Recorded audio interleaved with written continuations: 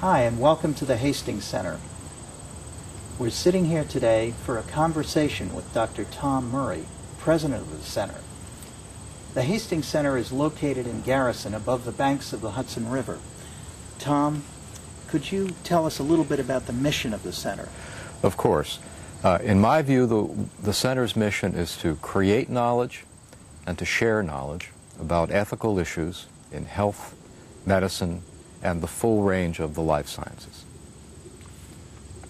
For me, the strength of the Hastings Center as a layperson, someone who has no scholarly background, is the way in which the institution reaches out to the community in general. And often you have talks for the community, discussions, where scholars, researchers, authors come and speak about various subjects on medicine, healthcare, the environment, and other issues that affect the quality of our lives. What's most impressive is how entertaining these discussions are. And one of the reasons I'm here today is to let our viewers know that you don't have to be an established intellectual or an author to appreciate what goes on here. That these are issues that deal with our everyday lives, particularly in the areas of health and the environment. Now, over the years, there have been statements, comments made during these discussions which have affected me greatly. And I wanted to refer to some of those talks today and then get your comments as to how they are relevant. Almost 7 years ago, Richard D. Lamb, the three-time former governor of Colorado, spoke at the center about the hard choices that we would face regarding our health care. The theme I remember most is that he spoke about how much longer the current generation is going to live. In fact, more and more people who are either on the cusp of qualifying or already qualify for Social Security and Medicare benefits are simultaneously taking care of their elderly parents, some of whom are living into their 80s and late 80s. Dick Lamb, as a former governor of Colorado, has been a courageous and popular politician and also a leading thinker about health policy.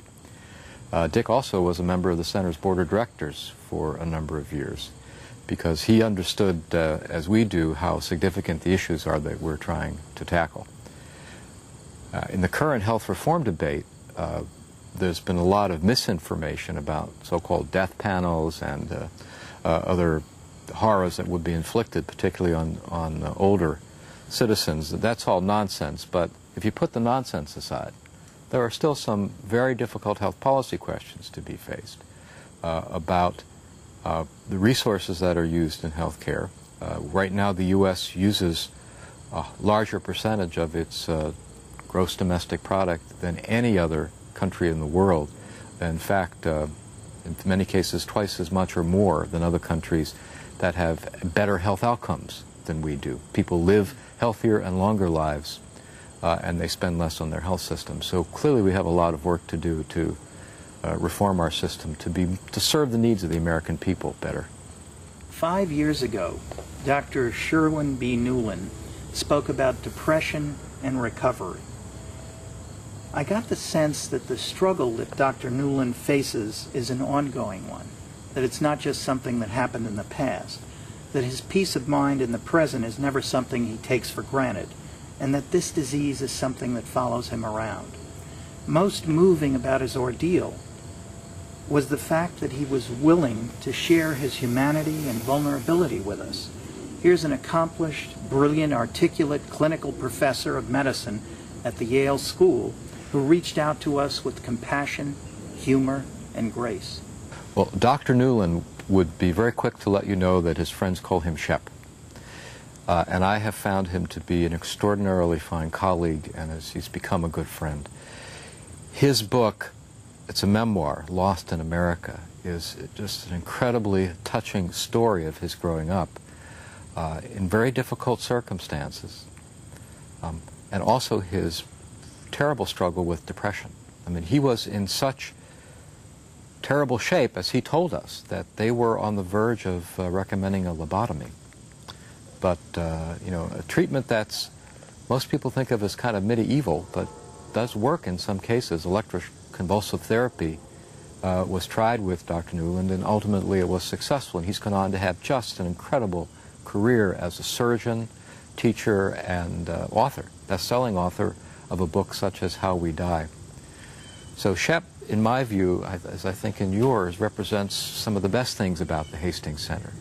A real connection to the lived experience of people, problems that we really have, we don't just do grand philosophical theory here. We really try to focus on what matters to people and what affects their lives directly.